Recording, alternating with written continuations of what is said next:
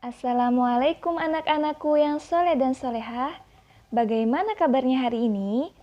Semoga kalian dalam keadaan sehat selalu. Jangan lupa jaga kesehatan ya. Nah, anak-anakku yang soleh dan solehah, pada hari ini Budita akan menerangkan pelajaran 14, yaitu mengenal Wali Songo. Sebelum memulai pelajaran, mari kita membaca basmalah bersama. Bismillahirrohmanirrohim. Baik anak-anak, apakah yang kalian tahu tentang wali Allah?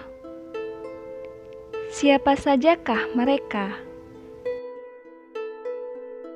Wali Allah memiliki arti kekasih Allah atau pembela Allah. Mereka seorang yang taat dan selalu beribadah kepada Allah. Wali-wali Allah sangatlah banyak di dunia. Akan tetapi, kali ini kita akan membahas Wali Songo.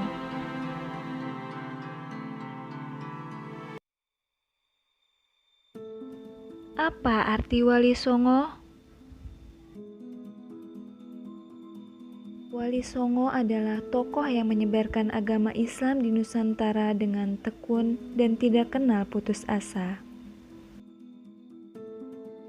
Wali Songo menyebarkan agama Islam sekitar abad ke-14 sampai abad ke-16 Masehi. Wali Songo berjumlah 9 orang. Yang pertama adalah Maulana Malik Ibrahim. Nama lain Maulana Malik Ibrahim ialah Sunan Gresik. Maulana Malik Ibrahim atau Sunan Gresik adalah sosok ulama yang dianggap pertama kali menyebarkan agama Islam di tanah Jawa. Dakwah yang dilakukannya ialah mendekati masyarakat melalui pergaulan dengan budi bahasa yang baik dan santun. Yang kedua adalah Sunan Ampel. Nama asli Sunan Ampel adalah Raden Rahmat. Sunan Ampel menyebarkan agama Islam di daerah Surabaya. Beliau merupakan salah seorang wali yang sangat besar jasanya dalam penyebaran agama Islam di Pulau Jawa. Sunan Ampel disebut sebagai bapak para wali, karena dari tangannya lah lahir para pendakwah Islam. Yang ketiga adalah Sunan Giri. Sunan Giri mempunyai nama lain yaitu Raden Paku, Prabu Satmata, Sultan Abdul Fakih, Raden Ainul Yakin, dan Joko Samudra. Beliau pernah belajar di pesantren Ampel Denta.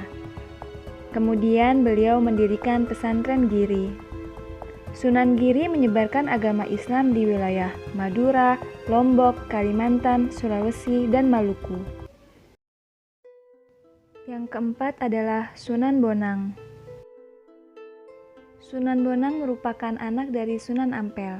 Sunan Bonang belajar agama dari pesantren ayahnya di Ampel Denta. Sunan Bonang berdakwah di berbagai pelosok Pulau Jawa. Media yang digunakan Sunan Bonang untuk menyebarkan agama Islam adalah wayang dan musik gamelan. Yang kelima adalah Sunan Kudus. Sunan Kudus mengajarkan agama Islam di sekitar daerah Kudus, khususnya di Jawa Tengah pesisir utara. Sunan Kudus menyebarkan agama Islam memakai jalan kebijaksanaan. Dengan cara demikian itu, banyak masyarakat yang tertarik masuk agama Islam. Yang keenam adalah Sunan Muria. Sunan Muria berdakwah menyebarkan agama Islam di daerah Gunung Muria di sekitar kota Kudus. Sunan Muria banyak bergaul dengan rakyat jelata sambil mengajarkan keterampilan-keterampilan bercocok tanam, berdagang, dan melaut. Sunan Muria termasuk wali yang mempertahankan kesenian gamelan dan wayang sebagai alat dakwah. Salah satu hasil dakwah beliau melalui media seni adalah tembang sinom dan kinanti. Yang ketujuh adalah Sunan Kalijaga. Sunan Kalijaga selain dikenal sebagai seorang wali, beliau juga dikenal sebagai budayawan dan seniman. Sunan Kalijaga melakukan dakwahnya dengan cara berkelana. sarana dakwah yang digunakan berupa pertunjukan wayang kulit. Yang kedelapan adalah Sunan Derajat. Sunan Derajat bernama kecil Raden Syarifuddin atau Raden Qasim. Beliau juga merupakan anak dari Sunan Ampel. Sunan Derajat berdakwah di daerah Lamongan. Sunan Derajat terkenal dengan kecerdasannya dan berjiwa sosial. Beliau sangat memperhatikan nasib kaum miskin.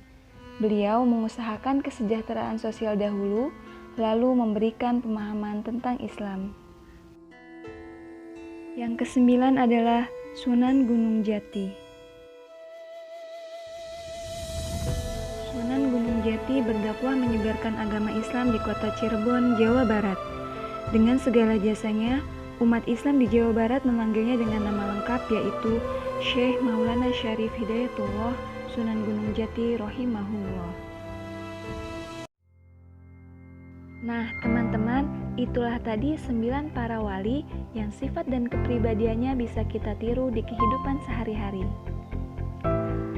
Baik, itu saja yang dapat Ibu sampaikan di pelajaran 14 tentang Wali Songo. Semoga bermanfaat. Kurang lebihnya mohon maaf. Wassalamualaikum warahmatullahi wabarakatuh.